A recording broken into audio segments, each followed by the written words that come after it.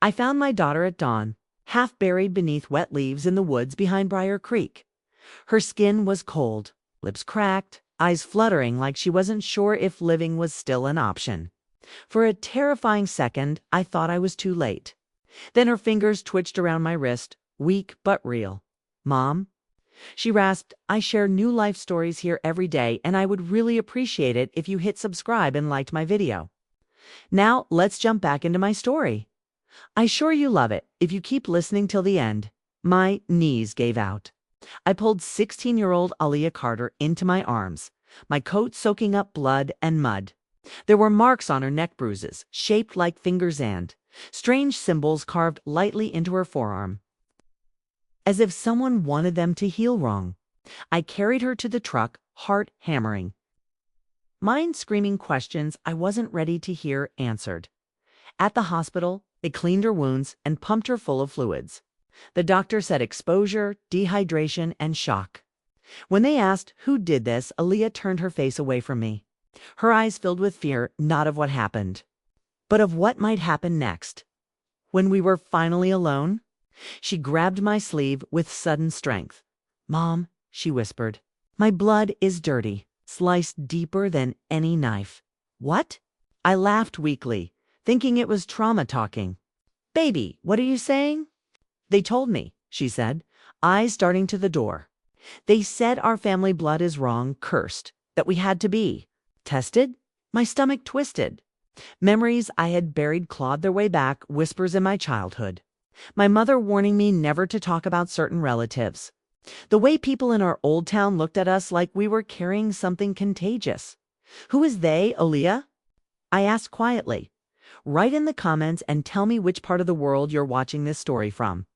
I'm really interested to see how far this story has traveled." She swallowed. "Uncle Marcus. And the people he brought." The room went silent except for the steady beep of the heart monitor. "Marcus Carter, my older brother. The golden child. The one who left town 20 years ago and came back rich, polished and full of strange ideas about heritage and purity. The one I hadn't trusted since I caught him killing animals in the shed when we were kids. I took Aaliyah home that night against the nurse's advice. I didn't trust the hospital anymore, not after I noticed a man in a gray coat watching her room, smiling just a little too long. At home, I locked every door and closed every curtain. Aaliyah slept fitfully, murmuring words I didn't recognize. I sat at the kitchen table, hands shaking, and typed a message to Marcus. "You took my daughter into the woods. She almost died. I know what you're doing. This ends now," he replied within seconds. "You finally understand. Good. It's our turn." That was when I knew this wasn't just about Aaliyah. This was about blood, and what my brother believed it was meant for. I didn't sleep that night. I sharpened the old hunting knife my father left me and dug through boxes in the attic I hadn't touched since Mom died.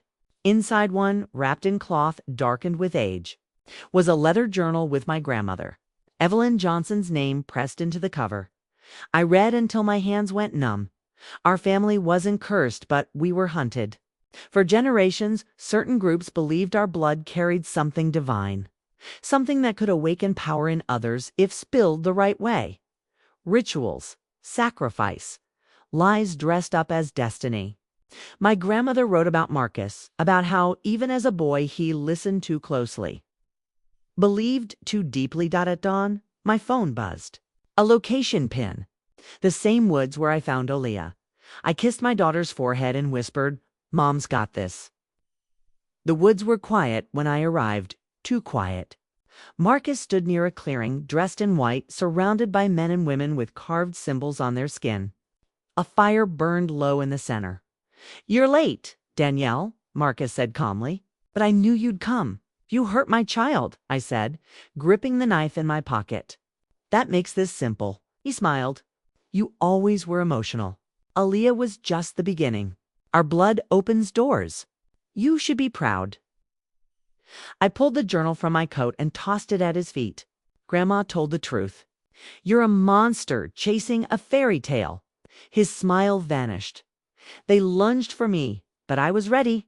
I knocked one down, slashed another, screamed loud enough for the forest to echo. Then headlights cut through the trees. Sirens followed. My brother froze. Aaliyah stepped out of the car behind the police, weak but standing.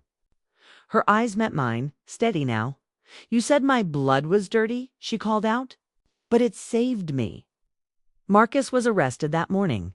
The others scattered like roaches in light. Weeks later, as scars faded and strength returned, Aaliyah asked me if the danger was over.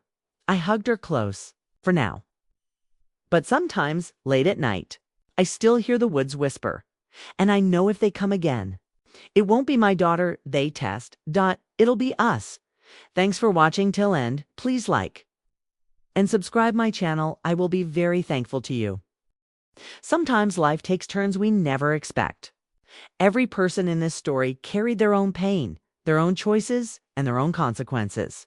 Maybe you saw yourself in one of them, or maybe it reminded you of someone you once knew. What do you think happened next? What would you have done if you were in their place? If you have any questions about what happened to the other characters, or if you want me to share more about them, just comment below. I read every message you leave, and your thoughts truly mean a lot to me.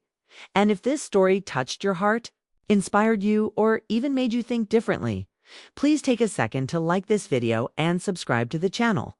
It helps me keep sharing stories that move people, open minds, and remind us we're all human. At the end of the day, your support keeps these stories alive. Thank you for watching, for feeling, and for being part of this journey. More powerful stories are coming soon. Stay tuned and stay kind.